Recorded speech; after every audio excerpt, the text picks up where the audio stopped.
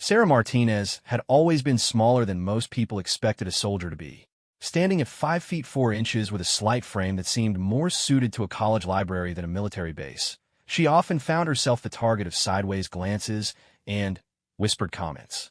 But what people couldn't see from the outside was the steel determination that ran through her veins like molten iron, forged by years of proving herself in a world that constantly told her she didn't belong. The morning sun cast long shadows across Fort Bragg as Sarah made her way to the training facility. Her boots clicked against the concrete with precise rhythm, each step a small declaration of her presence in a space that many believed wasn't meant for her. The familiar weight of her gear felt comfortable on her shoulders, despite the ache that had become her constant companion after months of intensive training. "Look what we have here," came the voice of Sergeant Rick Coleman, a man whose reputation preceded him like a thundercloud. He stood near the entrance with 2 other soldiers, all of them built like trucks and carrying themselves with the kind of swagger that came from never having their place questioned. "Someone's lost, sweetheart. The nursing station is 3 buildings over." The words hit Sarah like physical blows, but she kept her expression neutral. She had learned long ago that showing any reaction only fed the fire of their amusement. Instead, she straightened her shoulders and continued walking, her eyes fixed straight ahead. "I'm talking to you," Coleman called out, his voice carrying the authority he believed his rank and size afforded him. "You deaf or just ignoring your superiors?" Sarah stopped and turned to face him, her brown eyes meeting his blue ones without flinching. "I'm here for advanced combat training, Sergeant, same as everyone else." The laughter that erupted from the group was loud enough to draw attention from other soldiers in the area. Some stopped to watch, their faces showing varying degrees of amusement, discomfort, and curiosity. Sarah felt the familiar burn of embarrassment rise in her cheeks, but she forced herself to remain standing tall. "Advanced combat training?" Coleman repeated, his voice dripping with mockery. "Honey, this isn't some weekend camping trip. This is where we separate the warriors from the wannabes. Maybe you should go home, make your mama proud by finding yourself a nice desk job." The suggestion hung in the air like smoke from a battlefield. Sarah felt every eye on her, waiting to see how she would respond. Some faces showed sympathy, others showed skepticism, and a few showed outright hostility. She had been in this situation countless times before, but it never got easier. "I earned my place here," she said quietly, her voice steady despite the storm raging inside her chest. "I completed basic training with honors. I qualified for advanced placement. I'm not going anywhere." Coleman stepped closer, using his considerable height advantage to tower over her. The smell of coffee and aftershave wafted down as he leaned in, his voice dropping to what he probably thought was a menacing whisper, but was loud enough for the growing crowd to hear. "Listen, little girl, I've been in this man's army for 15 years. I've seen plenty of your type come through here thinking they can play soldier. You know what happens to every single one of them. They wash out. They break. They go home crying to their daddies about how mean the big bad soldiers were to them." Sarah's jaw tightened, but she held her ground. "I'm not every other person. I'm me." "You're right about that," Coleman said with a cruel smile. "Most of them at least look like they could handle a weapon without falling over. You look like a strong wind would knock you into next week." The circle of observers had grown larger, and Sarah could feel the weight of their judgment pressing down on her like a physical force. Some were fellow trainees, people she would need to trust in combat situations. Others were instructors and senior personnel whose opinions could make or break her military career before it had really begun. "Tell you what," Coleman continued, his voice taking on the tone of someone offering a generous deal. "I'll make this easy on you. You can walk away right now with your dignity intact. Go find yourself something more appropriate. Maybe the Air Force needs someone to answer phones. But if you insist on staying here and embarrassing yourself, I can't promise we'll go easy on you just because you're a girl." The word girl hit Sarah like a slap. At 25, she had a college degree in engineering, had worked in male-dominated environments for years, and had spent the last year preparing physically and mentally for this moment. She wasn't a girl playing dress-up in someone else's uniform. She was a soldier, even if no one else wanted to acknowledge it. "I appreciate the concern, Sergeant," she said, her voice gaining strength with each word. "But I didn't come this far to quit because someone thinks I don't look the part. I'm here to train. I'm here to serve. And I'm here to prove that assumptions aren't facts." Coleman's face darkened at her refusal to back down. Assumptions, huh? Well, let me tell you something about assumptions, sweetheart. Sometimes they're based on years of experience and common sense. And my experience tells me that when the bullets start flying, you're going to be a liability to every soldier unfortunate enough to serve beside you. The words stung because they touched on Sarah's deepest fear. Not the fear of dying, which was something every soldier had to face, but the fear of being responsible for someone else's death through her own inadequacy. She had lain awake countless nights, wondering if her desire to serve was selfish, if her presence in combat situations might endanger others. But she had also spent those same nights remembering why she had chosen this path. Her older brother Miguel had died in Afghanistan when she was 19, killed by an improvised explosive device while trying to help evacuate wounded civilians from a bomb marketplace. His letters home had been full of stories about soldiers who had saved lives, who had made a difference in impossible circumstances, who had found meaning in service to something greater than themselves. Miguel had encouraged her dreams of joining the military, even when their parents had pushed her towards safer, more traditional career paths. He had told her that courage wasn't about being unafraid, but about being terrified and moving forward anyway. He had believed in her when no one else did, and his faith had sustained her through the hardest moments of training. "I understand your concerns," Sarah said, her voice now carrying a quiet strength that seemed to surprise even Coleman. "But I've made it this far for a reason. I scored in the top 10% on every physical fitness test. I demonstrated proficiency with every weapon system in basic training. I've shown leadership potential in simulated combat scenarios. Maybe those are just numbers to you, but they represent months of work, preparation, and dedication." Coleman's expression shifted slightly, as if he hadn't expected her to respond with specific achievements rather than emotional appeals or feminist rhetoric.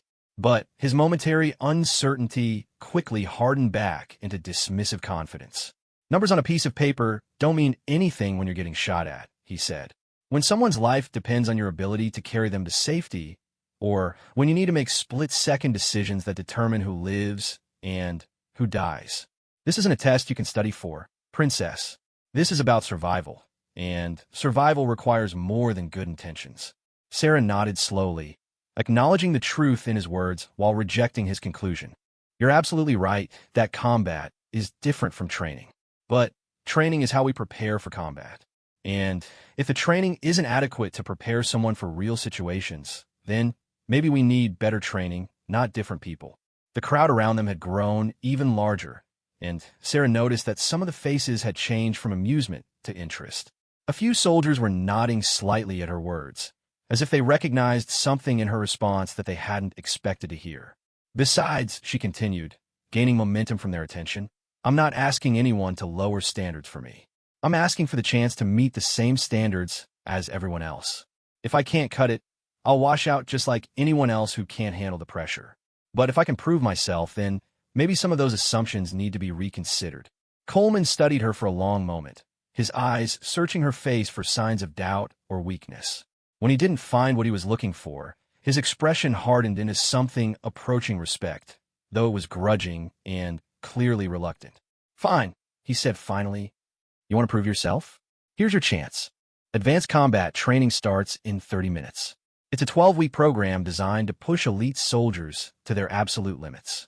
About 40% of the people who start don't finish, and most of those are guys who've been in the service for years."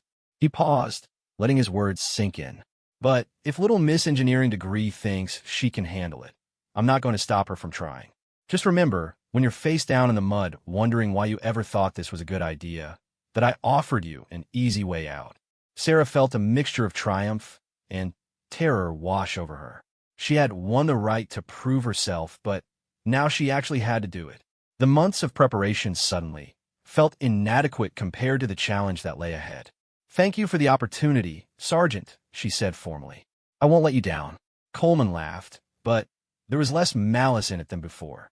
"Oh, sweetheart, you're definitely going to let me down. The only question is how spectacular the failure is going to be." As the crowd began to disperse, Sarah caught fragments of conversation that followed her like shadows. Some soldiers expressed doubt about her chances. Others made crude jokes about what would happen when she inevitably washed out, and a few seemed genuinely curious about whether she might surprise everyone. One voice stood out from the others, belonging to a tall African-American woman in sergeant's stripes who had been watching the entire exchange with keen interest. "Don't let them get in your head," she said quietly as she fell into step beside Sarah. "I'm Sergeant First Class Washington. Been watching soldiers come through here for 8 years, and I've learned that the ones who talk the biggest game aren't always the ones who perform when it matters." Sarah felt a surge of gratitude toward this unexpected ally. "Thank you. I am Sara Martinez." "I know who you are," Washington replied with a slight smile. "Your file crossed my desk yesterday. Impressive scores, solid recommendations from your instructors, and a brother who served with honor. You got good bloodlines, soldier."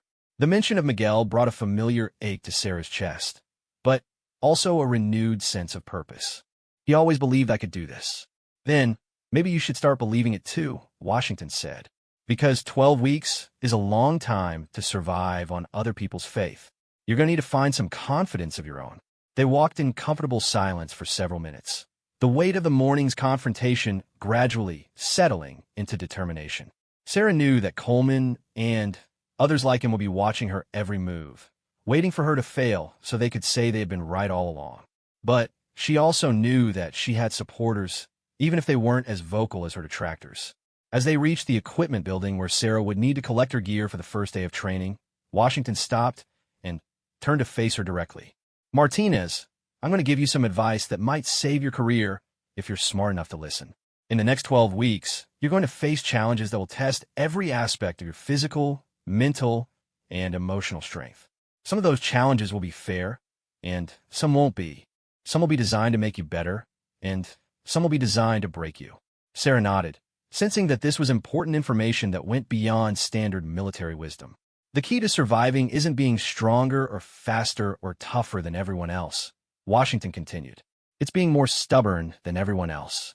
When your body is screaming at you to quit, when your mind is telling you that you've proven your point, and it's time to walk away with dignity, when every rational thought in your head is saying that this isn't worth the pain and humiliation, that's when you find out who you really are. How do you keep going when everything hurts and everyone is against you?" Sarah asked. Washington smiled, but it was a smile that carried the weight of hard-won experience.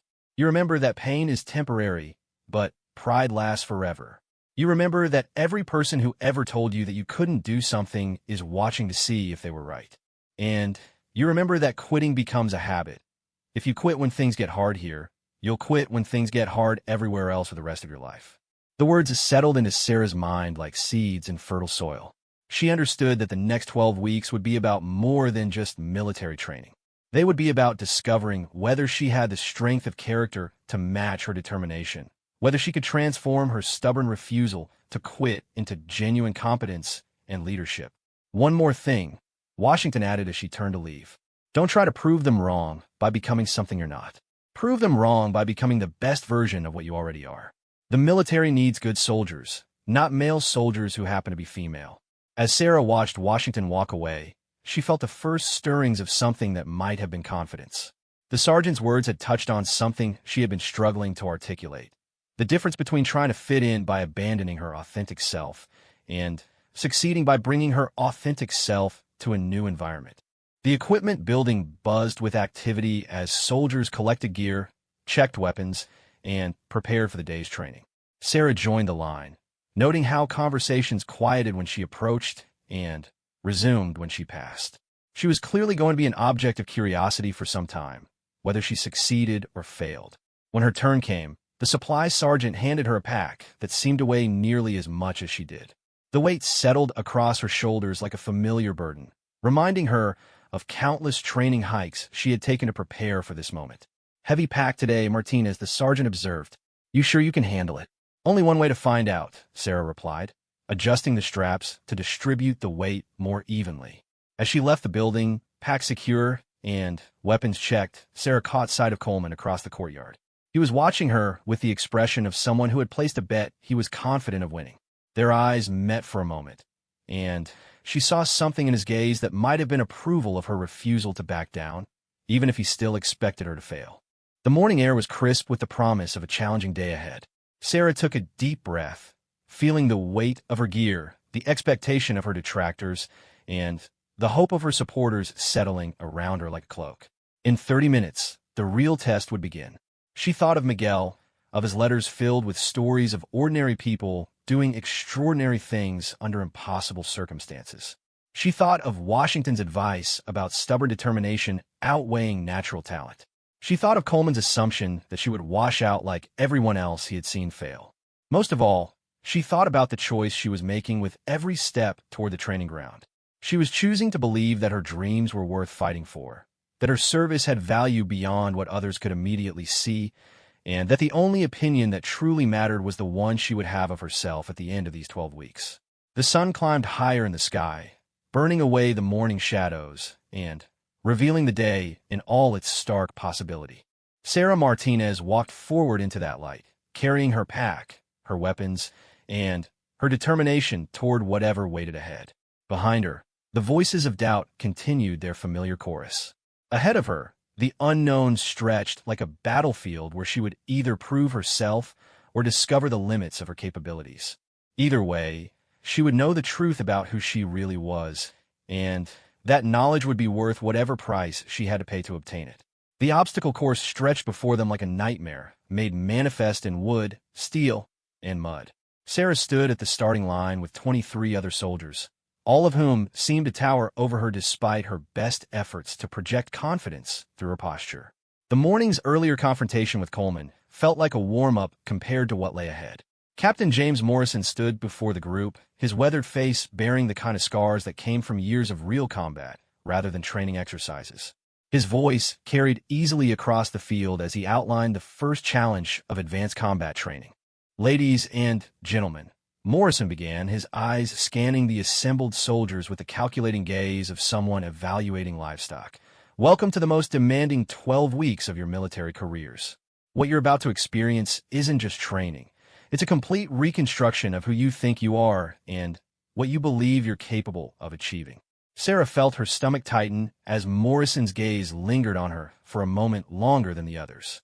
She couldn't read his expression, but she sensed that her morning encounter with Coleman had already reached his ears. "The obstacle course you see before you is just the beginning," Morrison continued. "It's designed to test every aspect of your physical conditioning, mental toughness, and ability to function under extreme stress. But more importantly, it's designed to reveal character. When your body is screaming for mercy and your mind is begging you to quit, that's when we see who you really are." The course itself was a testament to creative sadism. It began with a series of rope climbs that stretched 30 feet into the air, followed by a crawl through mud beneath razor wire, then a sprint across a field while carrying a wounded dummy that weighed nearly as much as Sarah herself. After that came wall climbs, tire runs, and a final sprint to the finish line that would test whatever reserves of energy remained after the previous challenges. "Your time will be recorded and compared to the established standard," Morrison announced. "Failing to meet that standard doesn't automatically disqualify you, but it does mean extra training sessions designed to bring you up to par. Multiple failures will result in evaluation for program termination." Sarah did quick mental calculations. The published standard was demanding, but achievable for someone with her level of conditioning. However, she suspected that being up to par wouldn't be enough to silence her critics. She would need to exceed expectations, not just meet them. "Martinez," Morrison called out, his voice carrying across the field like a rifle shot. "You'll go first." The announcement sent a ripple of murmurs through the group. Going first meant setting the pace, but also meant performing without the benefit of watching others navigate the challenges ahead. It was both an opportunity and a trap. Sarah stepped forward, her heart pounding, but her expression calm. She could feel every eye on her, measuring her against their expectations and probably betting on her failure. The weight of their collective skepticism settled on her shoulders like lead blanket. "Any questions before you begin?" Morrison asked. "No, sir," Sarah replied, her voice steady despite the chaos in her chest. "Then, show us what you've got, soldier." The starting whistle pierced the morning air like a battle cry. Sarah exploded from the line, her months of preparation translating into smooth, efficient movement. The first rope climb loomed before her, its rough surface promising to shred unprepared hands and defeat anyone lacking upper body strength.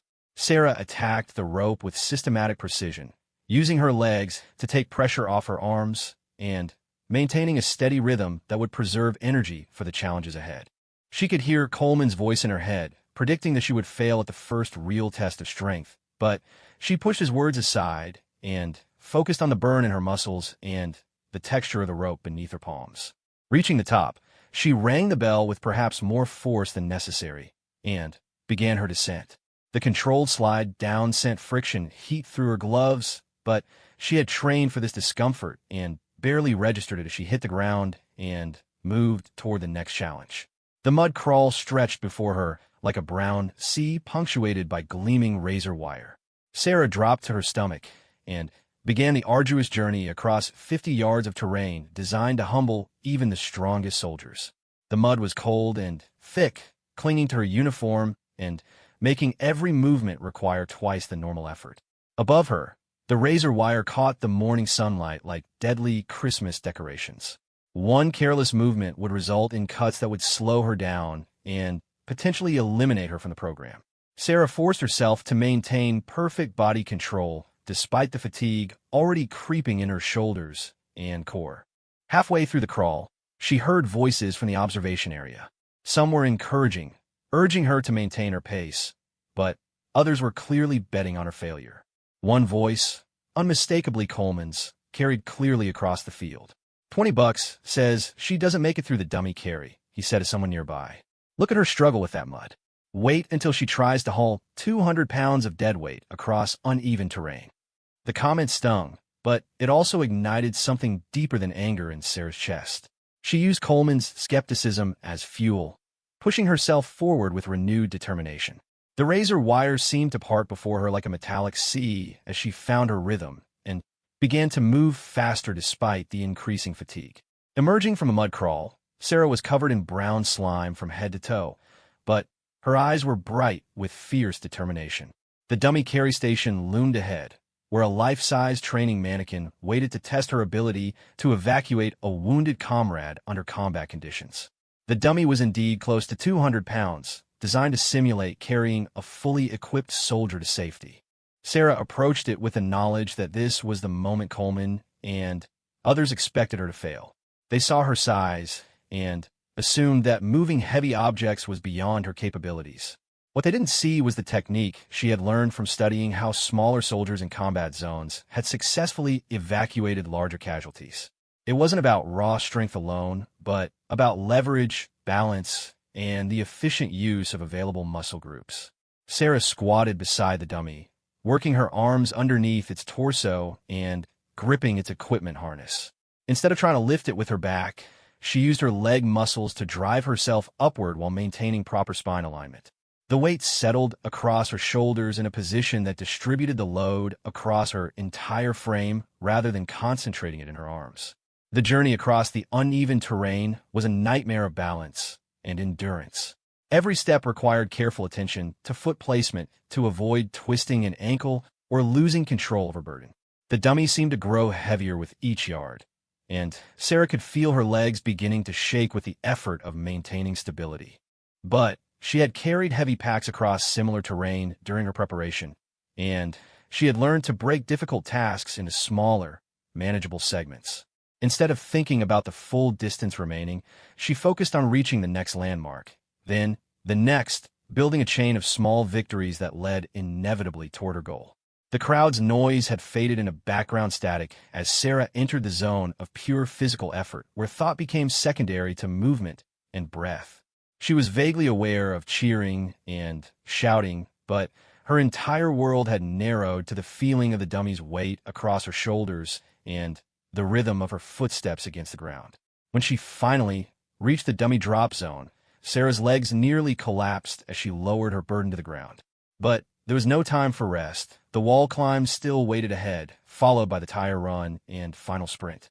She had come too far to falter now. The walls were 12 feet high and designed to test upper body strength and climbing technique. Sarah approached the first wall with systematic precision, using footholds and handholds that others might miss in their rush to simply power over the obstacle.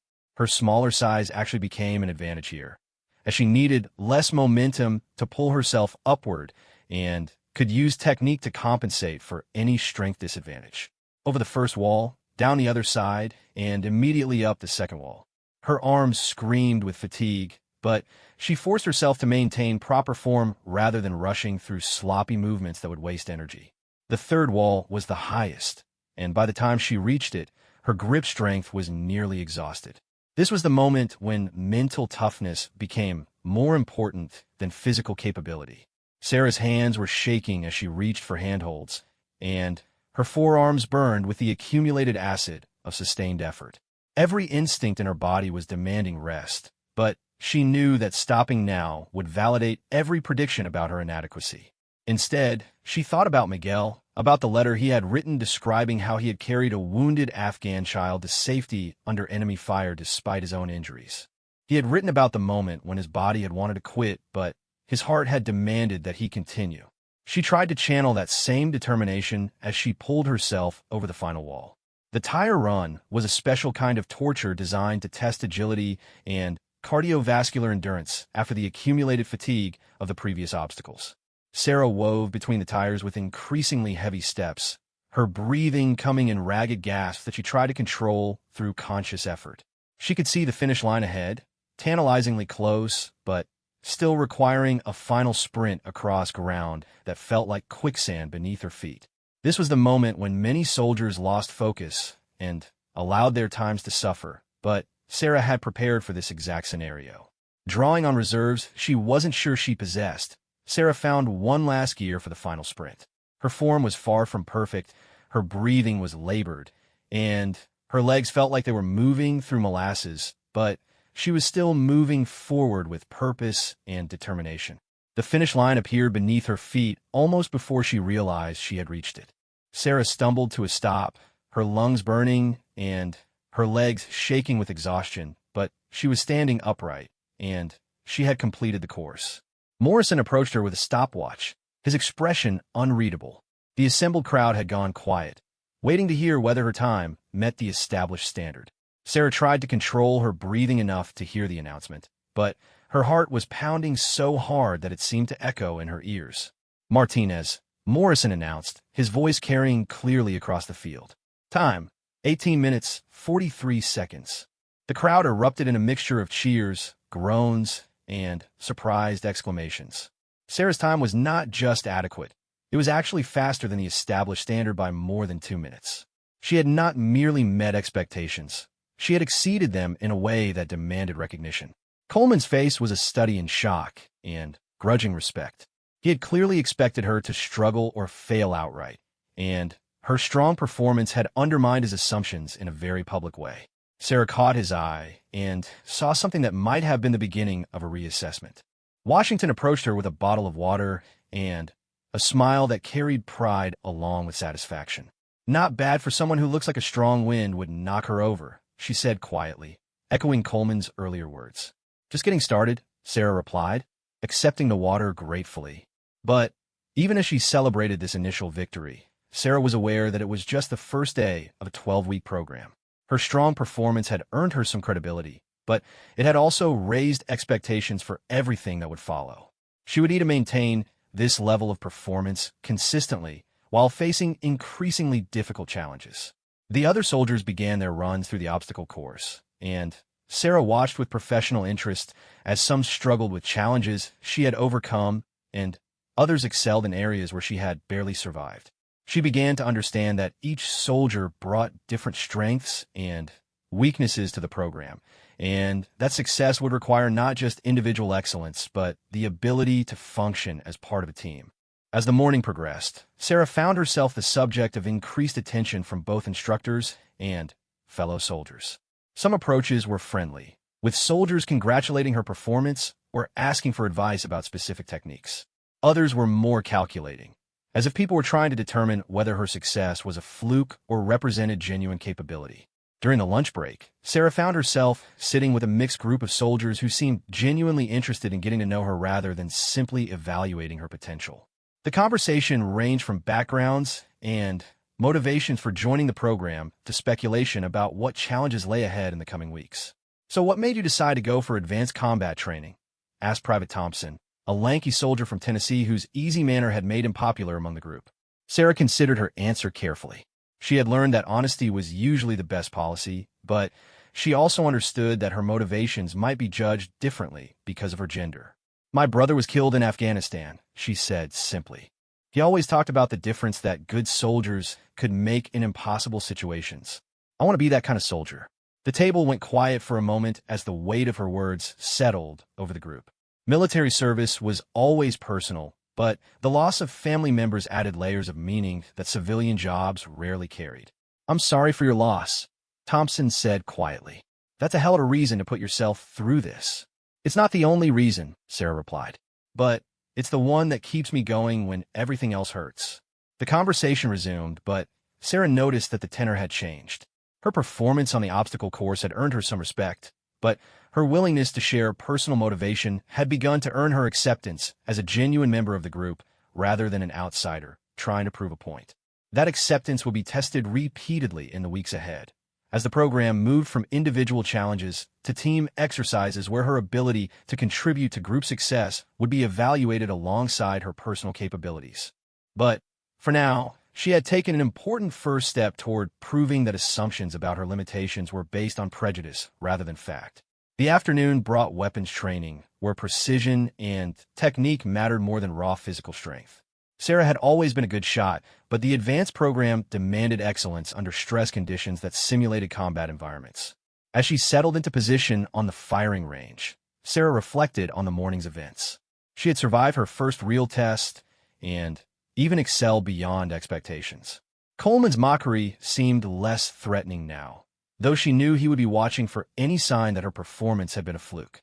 More importantly, she had proven to herself that months of preparation could translate into actual performance when it mattered most. The physical training had been just the beginning. Now she would need to demonstrate that her mental toughness and technical skills were equally well developed. The targets downrange seemed to shimmer in the afternoon heat as Sarah checked her weapon and prepared for the next phase of her proving ground. Each shot would be scored and evaluated. Each score would become part of her permanent record, and each record would influence whether she would ultimately earn the right to serve in the role she had dreamed of since childhood. Behind her, she could hear other soldiers preparing for their own shooting tests. Some were confident veterans who had been firing weapons for years. Others were nervous newcomers who still struggled with basic techniques. Sarah knew that her own performance would continue to be scrutinized more closely than most, but she was beginning to believe that scrutiny might work in her favor if she could continue to exceed expectations. The range master's whistle signaled the beginning of the shooting exercise.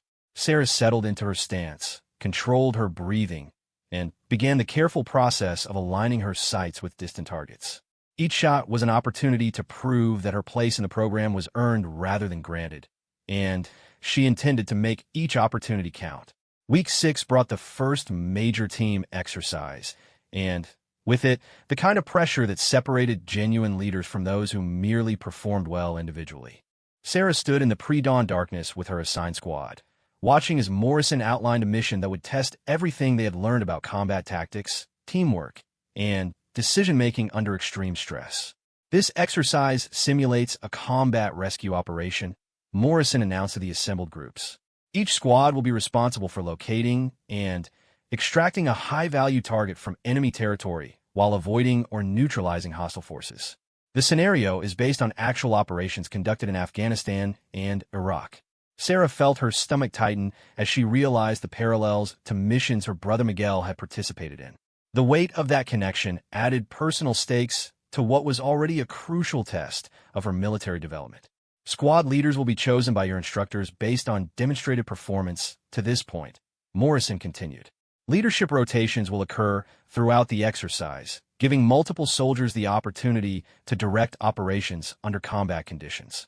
Sarah glanced around her squad, noting the mix of personalities and capabilities she would need to work with. Thompson was there, along with Rodriguez from California, Jackson from Alabama, and Stevens from Oregon.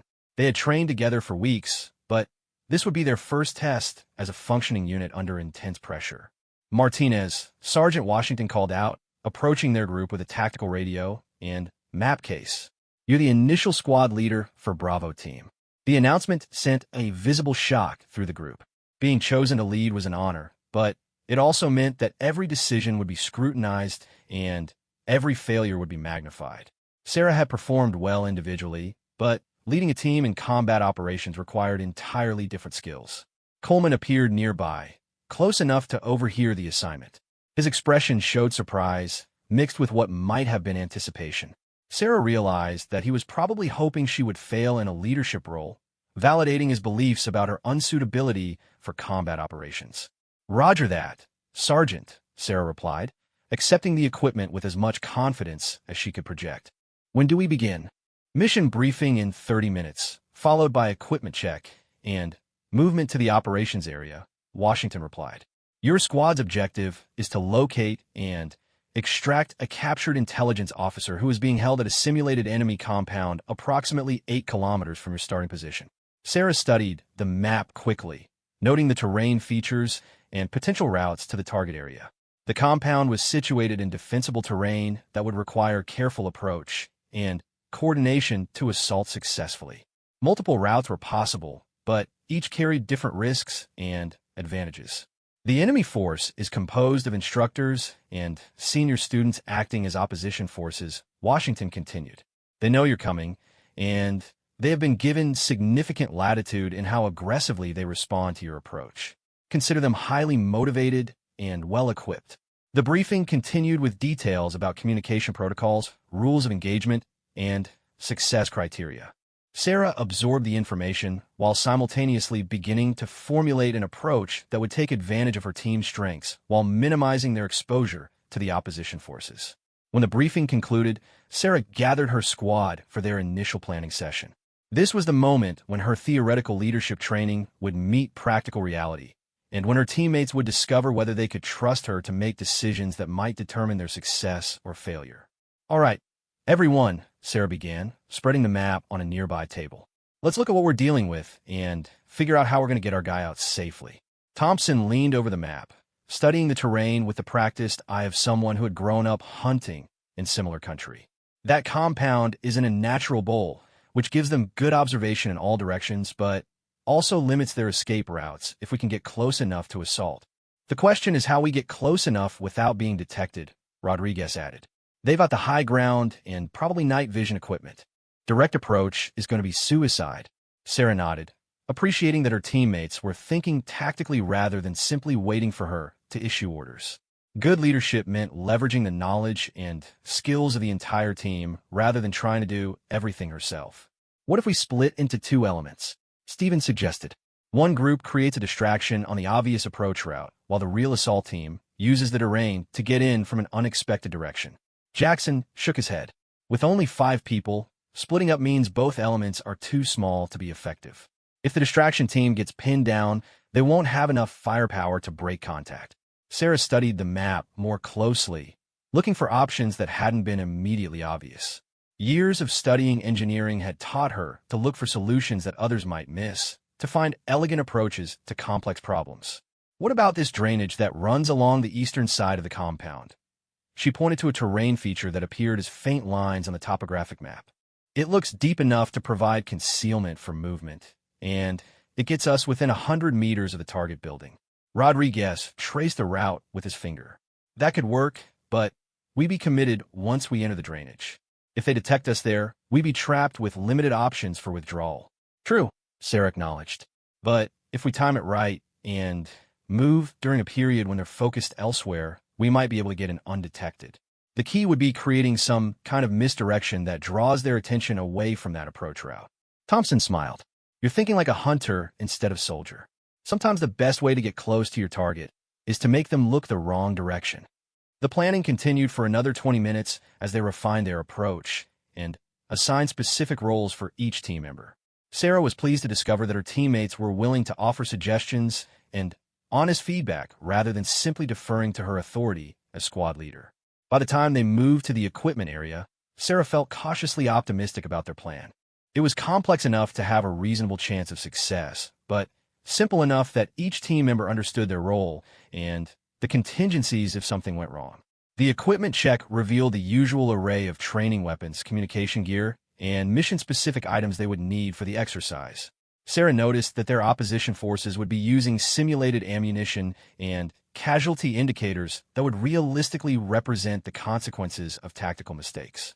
Remember, Washington told the assembled squads before they departed for the operations area.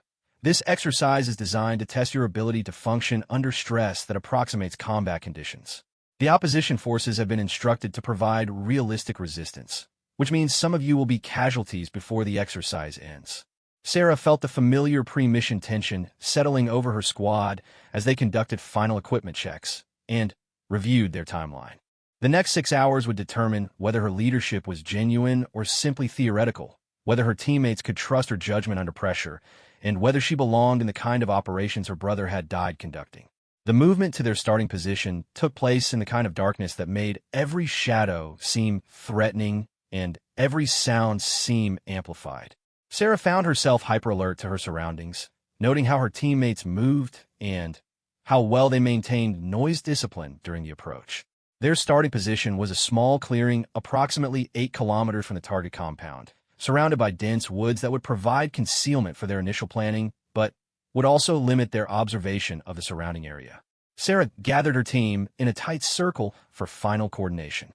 "From here to the objective, we're in enemy territory," she whispered. "They know we're coming, but they don't know when or from which direction. Our advantage is speed and surprise, so we need to move fast enough to maintain initiative, but carefully enough to avoid detection." The team nodded their understanding, their faces painted with camouflage and their equipment configured for silent movement. Sarah felt a surge of pride in how professional they looked and acted, regardless of the outcome of the mission. "Movement formation will be single file with 10-meter intervals," Sarah continued. "Thompson takes point, Rodriguez, and Jackson in the middle, Stevens brings up the rear. I'll position myself where I can maintain visual contact with the entire team."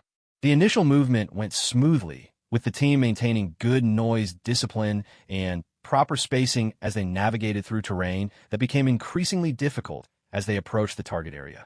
Sarah found herself constantly evaluating their progress against the timeline while watching for signs that they had been detected by the opposition forces. 2 hours into the movement, Thompson signaled for a halt and motioned Sarah forward. Through hand signals, he indicated movement ahead that might represent enemy patrols conducting security sweeps around the compound perimeter. Sarah crawled forward to assess the situation, her heart pounding with the realization that their first real tactical decision was at hand. Through her night vision, she could see 2 figures moving slowly along what appeared to be a patrol route that would intersect with their planned approach. The textbook solution was to wait for the patrol to pass and then continue with their original plan. But Sarah noticed that the patrol's timing was regular enough that they would likely encounter it again later in the mission, potentially at a moment when contact would be more problematic. Instead, she decided to modify their route slightly to avoid the patrol area entirely, even though it would add time to their movement and require crossing more difficult terrain. It was a conservative choice that prioritized mission security over speed, but Sarah believed it gave them the best chance of reaching their objective undetected. The modified route proved more challenging than expected, with steep terrain and thick vegetation that slowed their movement significantly. Sarah began to worry that they were falling behind schedule, but she forced herself to maintain the pace that would keep them quiet rather than pushing faster and risking detection. 3 hours into the mission, they reached the drainage system Sarah had identified during planning. Up close, it was even better than she had hoped, deep enough to provide complete concealment and running directly toward their target building. But it was also muddy and partially flooded, which would make movement slow and uncomfortable. "This is it," Sarah whispered to her team. "Once we enter this drainage, we're committed to the assault. Everyone clear on their positions and timing." The team confirmed their understanding through hand signals, their faces showing the focused intensity that came with approaching a critical moment. Sarah felt her own adrenaline beginning to spike as the theoretical became practical. The movement through the drainage was a nightmare of mud, cold water, and cramped positioning that tested everyone's physical conditioning and mental focus. Sarah found herself constantly checking their progress while watching for signs that they had been detected by defenders who might be monitoring the perimeter. When they finally reached the position where the drainage passed closest to the target building, Sarah could see lights and movement that indicated active occupation of the compound. This was the moment when their plan would either work brilliantly or fail catastrophically. Stevens and Jackson, move to your overwatch positions, Sarah whispered. Thompson and Rodriguez, prepare for entry. We go on my signal. The next few minutes unfolded with the kind of controlled chaos that characterized military operations. Sarah's team moved with precision through their assigned tasks, but Murphy's Law ensured that complications arose immediately. The target building had more defenders than intelligence had indicated, and they were more alert than expected. Sarah's team found themselves in a firefight before they could complete their entry, forcing her to make rapid tactical decisions under the kind of pressure that revealed true leadership capability. Contact front, Thompson called out as simulated gunfire erupted from multiple positions around the compound. Sarah realized that their approach had been detected despite their careful movement, and that the mission's success now depended on their ability to adapt to a deteriorating tactical situation. Rodriguez, suppress the left side, Sarah commanded. Jackson, shift fire to the guard tower. Stevens, cover our withdrawal route in case we need to break contact. The engagement continued for several intense minutes as Sarah's team maneuvered against opposition forces that seemed determined to make the exercise as realistic as possible. Sarah found herself making decisions about positioning, fire, and movement, and resource allocation under time pressure that left no room for second-guessing. When the simulated gunfire finally stopped and the exercise controllers called Index, Sarah was covered in mud, exhausted, and uncertain whether they had accomplished their mission objectives. The opposition forces had been aggressive and professional, making every meter of progress costly in terms of time and energy. Morrison approached their position with a clipboard and the expression of someone who had been watching every aspect of their performance. Sarah felt her stomach tighten as she prepared for feedback that would determine how her first leadership test had been evaluated. Martinez, Morrison said, gather your team for debrief in 5 minutes. Those 5 minutes felt like an eternity as Sarah tried to evaluate her own performance and anticipate the areas where improvement might be needed. She had made dozens of decisions during the exercise, and any one of them could have been wrong enough to compromise the mission.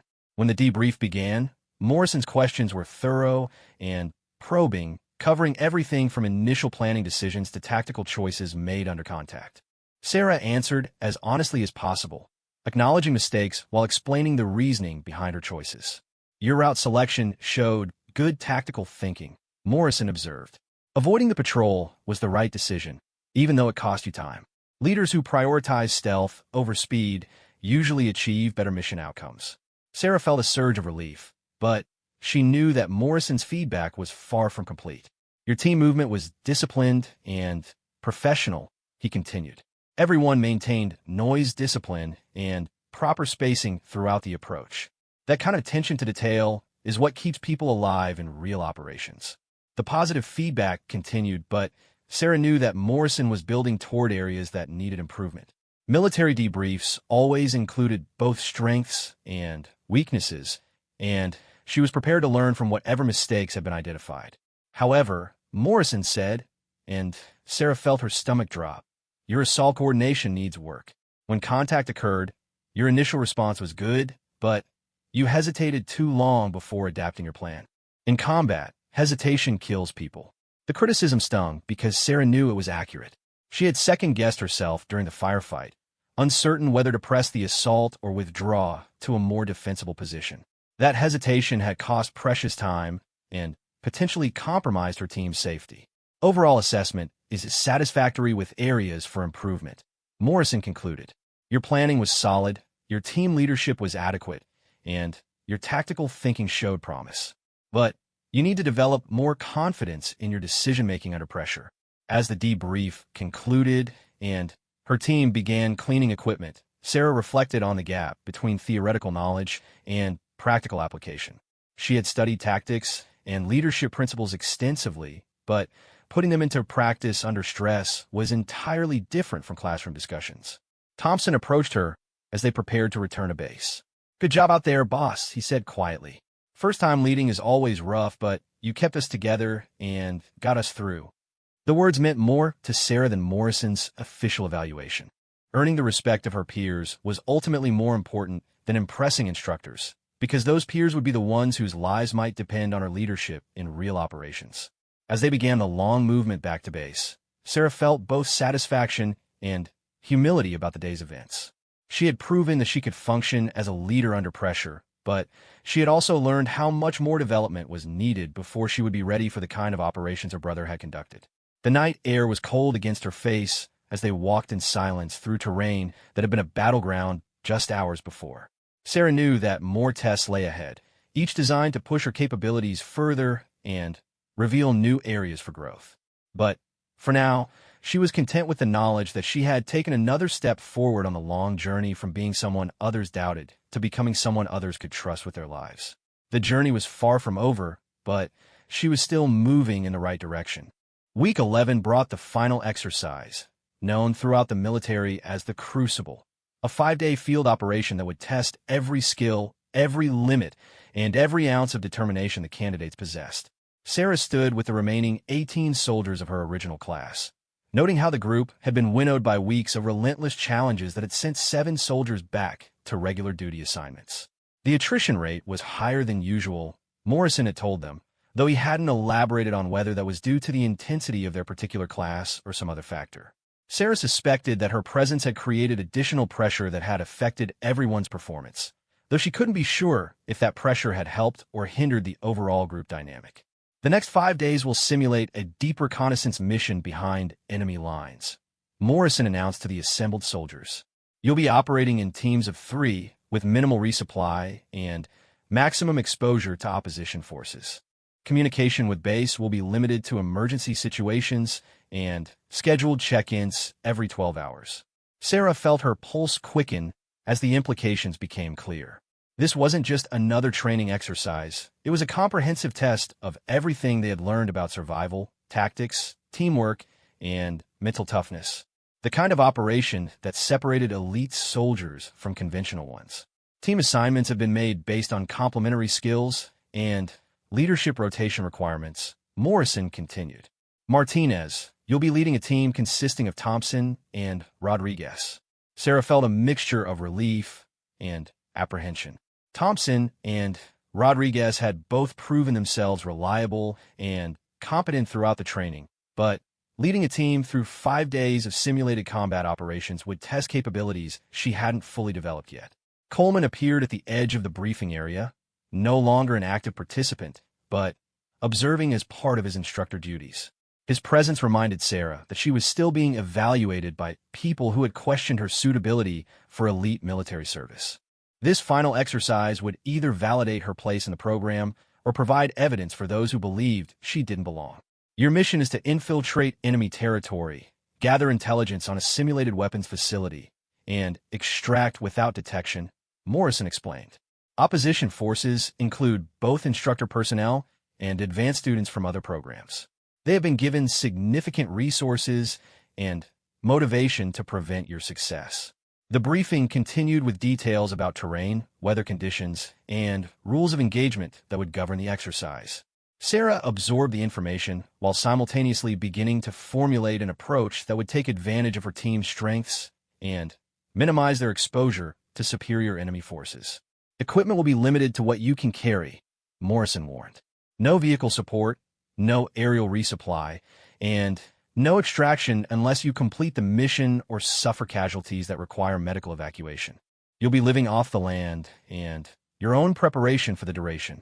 Sarah glanced at Thompson and Rodriguez, noting their serious expressions as they processed the implications of 5 days in the field with minimal support. This would be closer to real special operations than anything they had experienced during their training. Final equipment issue begins in 1 hour, Morrison concluded. Movement to insertion points begins at 0300 hours. Weather forecast calls for rain and temperatures in the low 40s. Plan accordingly. As the briefing dispersed, Sarah gathered her team for initial planning. This was the moment when theoretical preparation would meet practical application, when months of individual effort would be tested through team performance under the most challenging conditions their instructors could devise. All right, guys, Sarah began, spreading a map on a nearby table. We've got 48 hours to plan an operation that will determine whether we graduate this program or go back to regular assignments. Let's make sure we get this right. Thompson studied the terrain with the focused attention of someone whose hunting background had taught him to read landscape like a tactical manual. The target facility is situated in a valley with limited approach routes. Natural terrain funnels anyone approaching toward observation posts here, and here. Rodriguez traced potential infiltration routes with his finger. If we approach from the south, we've got better concealment, but longer movement times. Northern approach is faster, but more exposed. Eastern route requires crossing this river, which could be problematic if water levels are high. Sarah nodded, appreciating that both teammates were thinking tactically rather than simply waiting for her to make decisions. The success of this operation would depend on leveraging everyone's knowledge and experience rather than relying on individual capabilities. What about timing? She asked. Do we go for rapid infiltration and risk detection, or do we take more time and risk missing our intelligence gathering window? Intelligence says the facility operates on a 24-hour schedule, Thompson replied. But activity levels are lowest between 0200 and 0600 hours. If we can time our approach to coincide with that window, we might be able to get closer without detection. Rodriguez shook his head. That's when opposition forces will expect us to make our move. They'll be most alert during those hours, even if facility activity is reduced. Maybe we should consider approaching during peak activity periods when they're focused on legitimate operations. Sarah considered both perspectives, recognizing that each carried advantages and risks that could determine mission success or failure. Years of engineering training had taught her to evaluate complex problems systematically, looking for solutions that others might overlook. What if we split the difference, she suggested. Approach during normal activity periods when guards are focused on facility security rather than perimeter observation, but position ourselves for intelligence gathering during the low-activity window. Thompson smiled. That could work if we can find concealed positions close enough to observe without being detected. The question is whether the terrain provides that kind of opportunity. The planning continued for hours as they refined their approach, identified contingency plans, and assigned specific responsibilities for each phase of the operation. Sarah felt cautiously optimistic about their strategy, but she also understood that no plan survived contact with reality unchanged. Equipment issue revealed the austere nature of their support for the next 5 days. Each soldier received basic combat equipment, minimal food supplies, water purification tablets, and communication gear that would allow scheduled check-ins with base. Everything else would need to be improvised or done without. Remember, Washington told them as they conducted final equipment checks, this exercise is designed to test your limits. You'll be hungry, cold, tired, and under constant pressure from opposition forces. The soldiers who succeed are the ones who can maintain focus and decision-making capability even when everything hurts. Sarah felt the familiar pre-mission tension settling over her as they prepared for movement to the insertion point. The next 5 days would determine whether she had truly earned her place among elite soldiers or whether her performance during training had been an illusion created by controlled conditions. The movement to their insertion point took place in vehicles that dropped them 12 kilometers from their target area, in terrain that offered both concealment and multiple route options for the approach. Sarah studied the surrounding landscape through night vision, noting landmarks and terrain features that would guide their navigation during the days ahead. From here, we're on our own, she told her team as the vehicles departed, leaving them alone in darkness that seemed to press against them like a living thing. Next time we see friendly forces will be when we complete the mission or when they come to collect our bodies. Thompson and Rodriguez nodded their understanding, their faces serious but determined. Sarah felt a surge of confidence in her teammates, knowing that they shared her commitment to succeeding regardless of what challenges lay ahead. The initial movement went smoothly, with the team maintaining good noise discipline and navigation accuracy as they covered the first few kilometers toward their target area. Sarah found herself constantly evaluating their progress against the timeline while watching for signs of opposition force activity.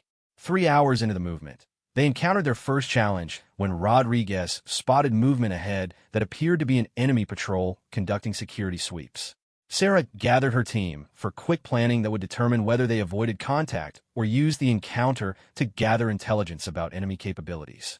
2 personnel, light equipment, following what appears to be a regular patrol route, Rodriguez whispered. They'll pass within 50 meters of our position in approximately 10 minutes. Sarah weighed their options quickly. Avoiding the patrol was safer, but would provide no information about enemy strength or tactics. Following the patrol might reveal valuable intelligence, but would risk detection and compromise of their mission. We follow them, Sarah decided. Stay back far enough to avoid detection, but close enough to learn about their patterns and procedures. Intelligence about enemy capabilities will be valuable for the rest of the mission. The decision proved correct when the patrol led them to an observation post that wasn't marked on their maps. Sarah's team was able to identify the position and plan routes that would avoid it during their subsequent movements. The intelligence gained from those 15 minutes of careful observation potentially saved them from detection later in the mission. Dawn brought new challenges as daylight movement required different tactics and increased the risk of visual detection by enemy forces. Sarah led her team to a concealed position where they could rest during daylight hours while maintaining observation of their target area. The target facility was larger and more heavily defended than their briefings had indicated, with multiple guard positions and regular patrols that would make approach extremely difficult. Sarah began to understand why this exercise had such a high failure rate. The mission requirements were demanding enough that even experienced soldiers would struggle to complete them successfully. "We're going to need to revise our approach," Thompson observed as they studied the facility through binoculars. "There's no way to get close enough for detailed intelligence gathering without being detected by at least one of those guard positions." Rodriguez nodded in agreement. "Unless we can create some kind of distraction that draws attention away from our approach route. But with only 3 people, we can't afford to split up for complex operations." Sarah studied the facility layout more carefully, looking for weaknesses in the security that might not be immediately obvious. Her engineering background had taught her to analyze systems for vulnerabilities, and military security was ultimately just another system with strengths and weaknesses. "What about that maintenance area on the eastern side?" She pointed to a section of the facility that appeared less heavily guarded. "It's not ideal for intelligence gathering, but it might provide access to the facility without detection."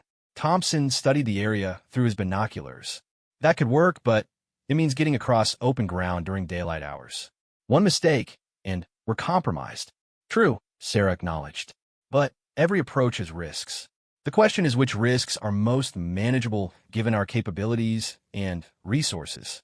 The debate continued as they refined their plan based on actual observation rather than theoretical briefings. Sarah was pleased to discover that her teammates continued to offer honest assessments and creative suggestions rather than simply deferring to her authority as team leader. By afternoon, they had developed an approach that balanced acceptable risk with reasonable chance of success. It would require careful timing, precise movement, and more than a little luck, but Sarah believed it represented their best opportunity to complete the mission successfully. The approach began at dusk, with the team moving through terrain that provided concealment, but required careful navigation to avoid natural obstacles that could slow their progress or create noise. Sarah led from the front, using hand signals to coordinate movement while maintaining constant awareness of their position relative to enemy patrols. The infiltration took longer than planned, with thick vegetation and uneven terrain forcing detours that added distance and time to their movement. Sarah began to worry that they were falling behind schedule, but she forced herself to maintain the pace that would keep them undetected rather than rushing and risking compromise. When they finally reached their target position, Sarah's heart was pounding with a mixture of exhaustion and adrenaline. They had successfully penetrated enemy security without detection, but now came the more challenging task of gathering intelligence while remaining concealed from guards who might discover them at any moment. "Rodriguez, establish overwatch on the northern approach," Sarah whispered. "Thompson, you're with me for intelligence gathering.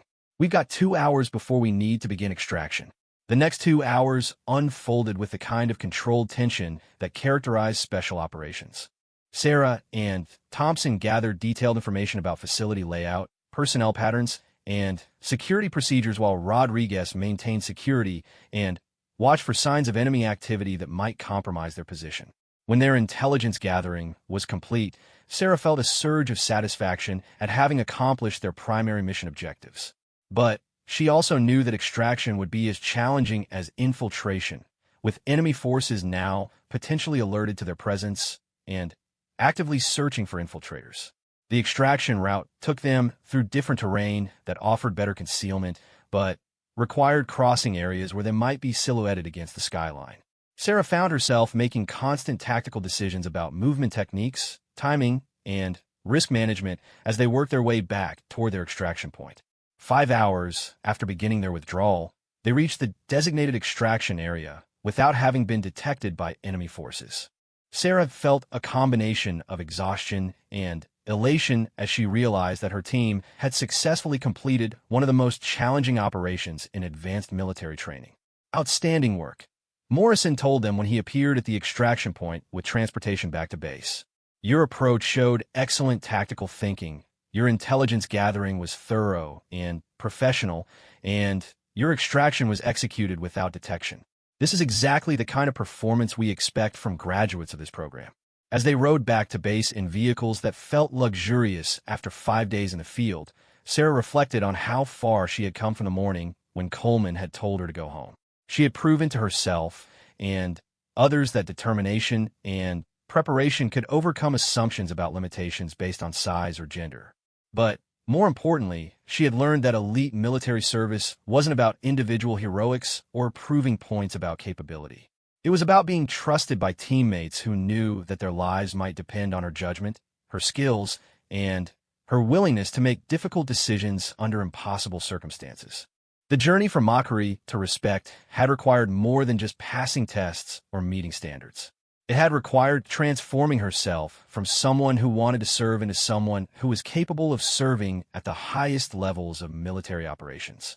Thompson and Rodriguez both congratulated her as they returned to base, their words carrying the weight of shared experience and mutual respect. Sarah knew that she had earned something more valuable than individual achievement.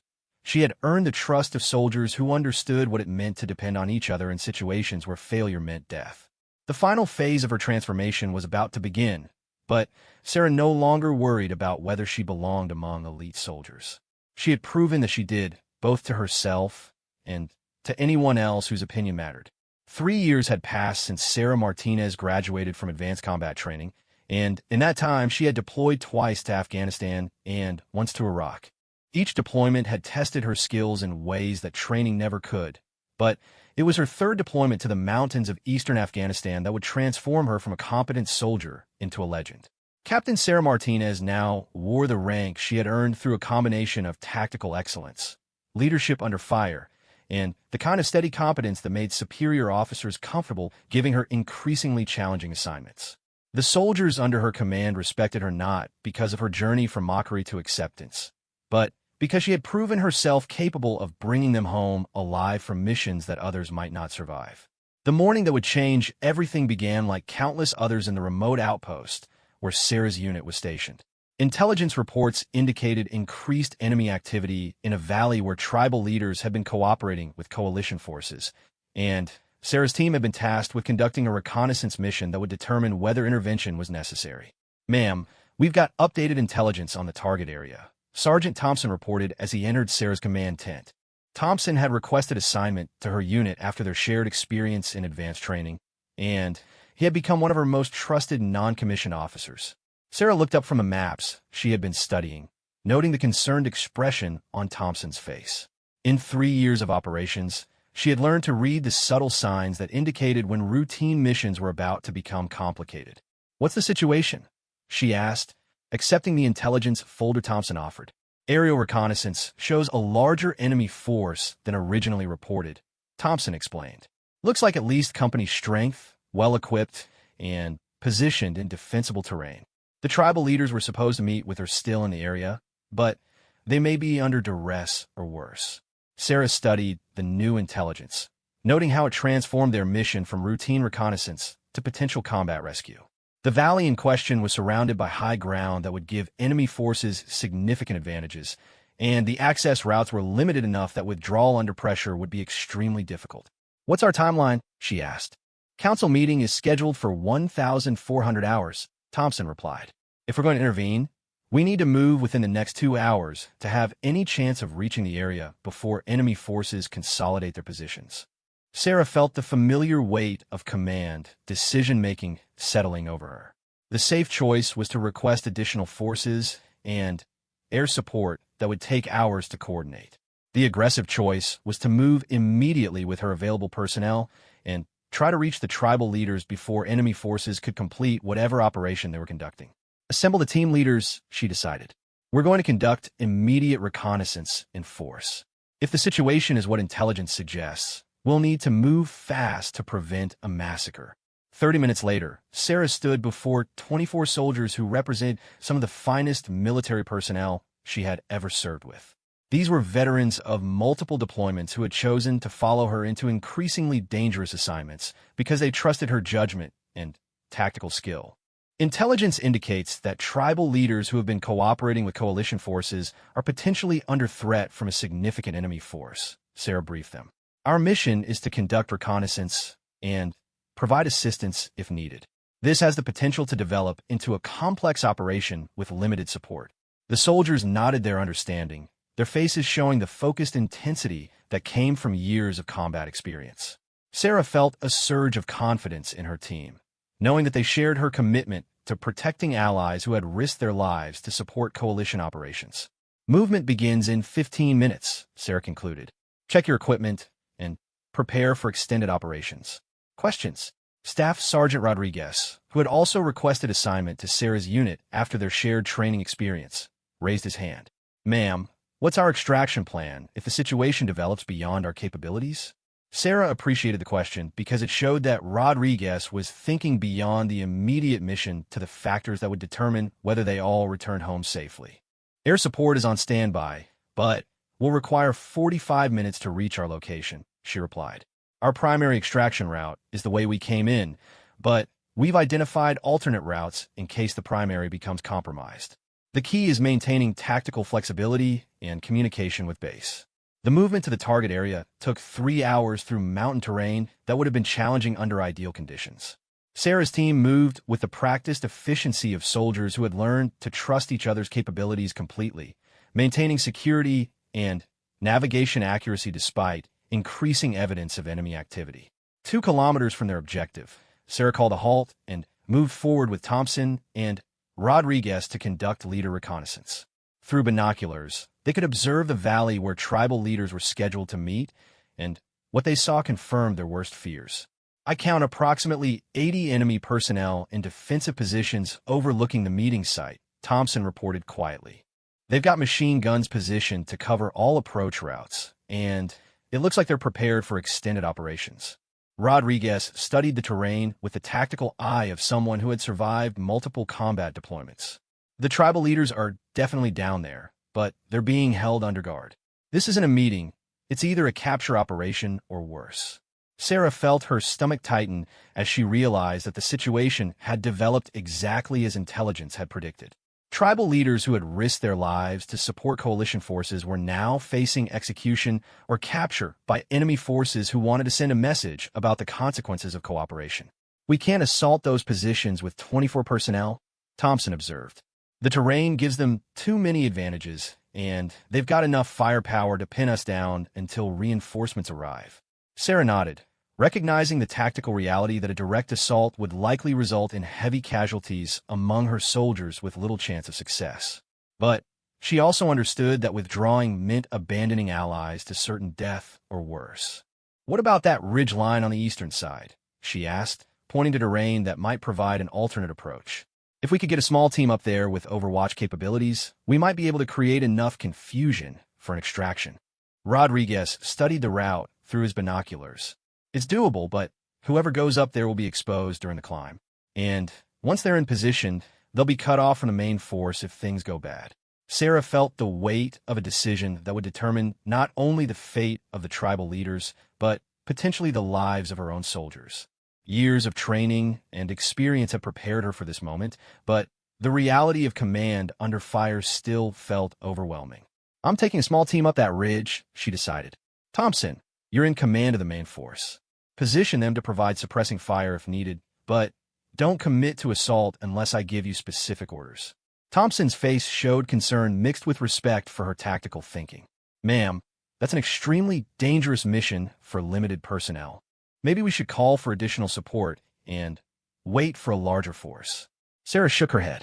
By the time additional forces arrive, those tribal leaders will be dead or gone. This is our window, and we need to act now. The climb to the ridge position was the longest 30 minutes of Sarah's life. She moved with Rodriguez and two other soldiers up terrain that left them exposed to observation and potential fire from enemy positions. Every step required careful placement to avoid dislodging rocks that might alert enemy forces to their movement. When they finally reached their overwatch position, Sarah could see the full scope of the enemy operation.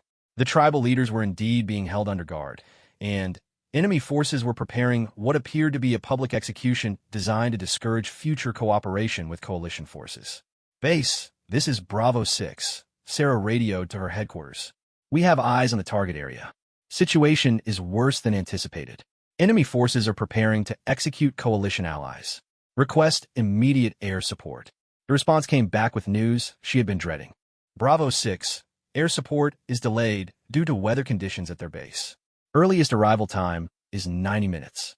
You are authorized to use your judgment about immediate action." Sarah felt the familiar burn of combat decision-making as she realized that waiting for air support meant watching allies die while enemy forces completed their operation. But immediate action with limited forces against superior numbers in defensive terrain could result in catastrophic casualties among her own soldiers. "Rodriguez," she called quietly, "do you think we can get accurate fire on those guard positions from here?" Rodriguez studied the target area through his rifle scope. "It's long range and difficult angles, but I think we can take out the guards holding the tribal leaders. The question is what happens after that." Sarah understood the implications. Once they opened fire, enemy forces would know their position and begin maneuvering against them. Her small Overwatch team would be isolated on the ridge, while Thompson's main force would be too far away to provide immediate support. But the alternative was watching allies die while possessing the capability to intervene. Sarah thought about the oath she had taken as an officer, about the responsibility that came with the authority to make life and death decisions, and about the tribal leaders who had trusted coalition promises of protection.